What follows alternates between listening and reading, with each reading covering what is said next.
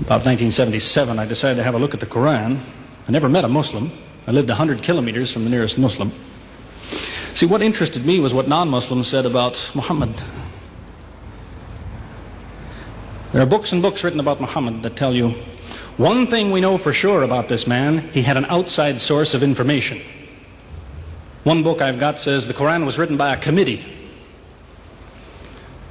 because they've established so well that there's information in there that an Arabian shouldn't have known. He must have had someone from the outside bringing him this information. So they say, one thing we know for sure, he had an outside source of information. Now, he said this book was a revelation. So they say, you see, he was a liar. He got it from somewhere, he put it in a book, and he gave it to someone, telling him it was from God. He was a liar.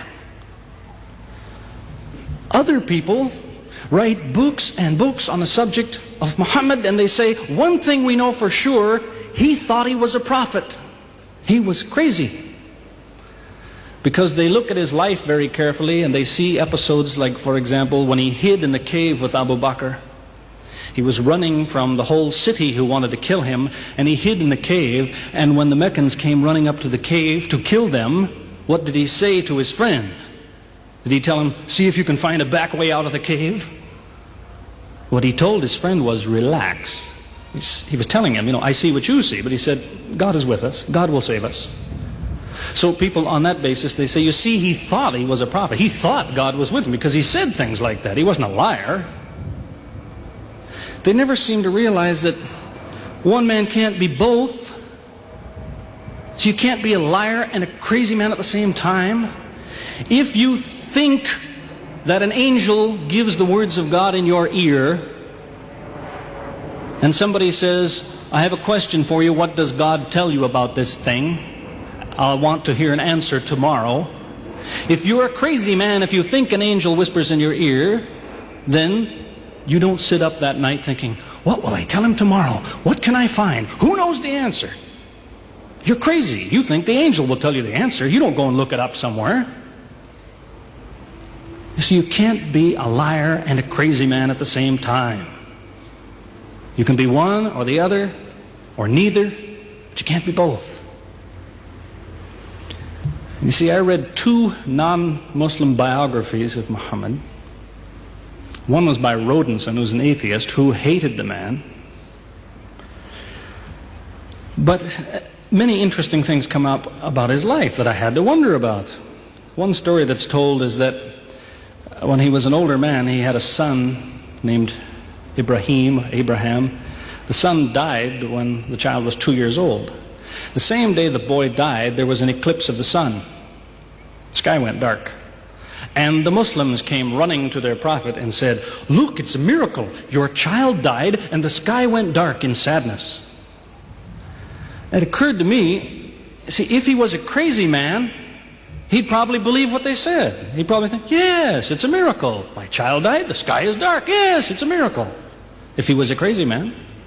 If he was a liar, he would have taken advantage of it. He would have said, yes, right, my child died, the sky is dark, you tell everyone, it proves I'm a prophet. It's a miracle. But what did he do? He became angry with the Muslims. He told them that was nonsense. He was angry with them. How dare you say that? He said, the sun and the moon are signs of God, and they don't worry themselves about the birth of a man or the death of a son of Muhammad. Doesn't look very crazy. Doesn't look much like a liar. Now you have a third alternative, of course, which people tell you all the time. They say, no, he was not a liar. He was not a crazy man. He was deceived by the devil. Deceived by the devil. It's an interesting idea. But whatever you say, you better be ready to back it up. There's a lot of difficulties with that idea. For example, there is a verse in the Quran which tells the reader about a good habit to develop.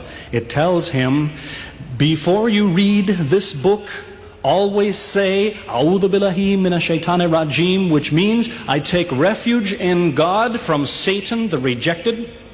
Is this Satan who wrote this? Who said, before you read my book, ask God to save you from me? Is that Satan who wrote that? As Jesus said, if Satan is divided against himself, then his kingdom will fall. He's fighting against his own interests. So let me finish with a story that illustrates a point. As I said, there's many theories and many explanations around. Many explanations. But an explanation, something somebody tells you, is just so much air coming out of his mouth unless he has proof and unless he offers you something that you can use to falsify it. You see, there's many theories of how do the planets go around the sun and how do the stars burn and all the rest of it. Many theories.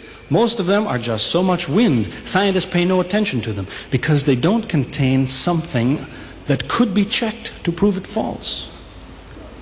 You see, Einstein was considered an intelligent man because when he offered his theory in 1905 and again in 1915, he didn't just offer a theory, he said, here's 3 ways to prove I'm wrong. Now it's worth listening to. He's told me, here's 3 different things you can do. If you can do this, I'm wrong. Here you are. Is there anything like that in Christianity? Has the Christian ever said, you want to prove I'm wrong? All you have to do is this. Has he ever done that? The Quran is filled with that kind of thing. Filled with it. Saying, you want to prove this book is wrong? Do this. Prove it. Go ahead. Do it. Filled with that kind of thing. There's an example of it that made a big impression in its day, during the lifetime, 14 centuries ago, of the Prophet of Islam. You see, he had an uncle named Abu Lahab. That was his nickname, Abu Lahab. This man hated Muhammad. He hated anything the man said. He used to watch him going through the city, and if he saw him talking to someone, he waited till they split up. He'd go after the man he spoke to and take him and say, what did Muhammad tell you? Whatever it is, it's a lie. Did he tell you day? It's night. Did he say black? It's white. Exact opposite. Whatever he heard the Muslims say, he said the opposite. That was the way his mind worked. There's a little chapter of the Quran called Lahab, and it says about this man that he'll never change. It condemns him to hell, Jahannam. You see, if the man had ever become a Muslim, the Muslims would believe, well, now he's not condemned anymore. You see, for 10 years before Abu Lahab died, that was a part of the Quran. And the Muslims could come to Abu Lahab and say, do you know, it's been revealed to us in our book that you will never be a Muslim. God says you will never be a Muslim. For 10 years they told him that. All he had to do was say, well, your book is wrong. I want to be a Muslim. What do you think of your book now? That's all he had to do. He had 10 years to think about it. And that's the way he was. See, if somebody is your enemy, you don't come to him and say, you want to prove I'm wrong? Here, say this. Come on, say it. If all you have to do is say the words and I'm wrong, you finish me. He never did it. See, this is one of many cases of something that was offered that could have been falsifiable. So it was.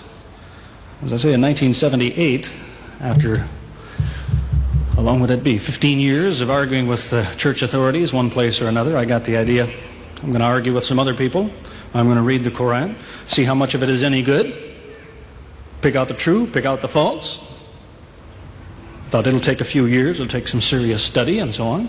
I read through it. About 3 days later, I finished it. I said, this is what I've been saying for 15 years. So I went to find some Muslims. I don't want somebody to feel you've been tricked into something. I haven't said anything about Christianity that isn't true. I haven't said anything about Islam that isn't true unless it was a slip of the tongue or something. I'm simply trying to remind an individual, don't close your mind before it's too late. Don't make up your mind before you have all the facts. Most people who used to be Christians and become Muslims will tell you, I am a better Christian than I used to be. Now I follow Christ. I didn't before. That's what I would tell you. The Bible says Jesus told his disciples, when you greet one another, let your greeting be, peace be with you. He set the example. Peace be with you. Who says that today? Christians? Once in a great while, maybe. Muslims, whether they speak Arabic or not, they say, Salaam alaikum. Peace be with you. Jesus, when he prayed in the Garden of Gethsemane, put his forehead on the ground. Who prays like that? Christians or Muslims? Jesus used to fast for more than a month at a time. Who fasts today? Christians or Muslims? who really is trying to imitate Jesus. Somebody said to me before coming in here, they said, the Muslims make Jesus out, they insult him and so on and so on. How, possibly, do they insult him? They lift him up. Up. They can't tolerate anything bad said about him. They would just as quickly tell you that, they say Muhammad Rasulullah means Muhammad is the messenger of God. They will just as quickly say Isa, Jesus, Isa, Rasulullah, no problem. Just as quickly tell you that, because it's true. They occupy the same place. If God himself wants to make distinctions among his prophets, that's his business, not ours.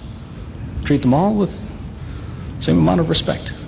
May God guide us always closer to the truth.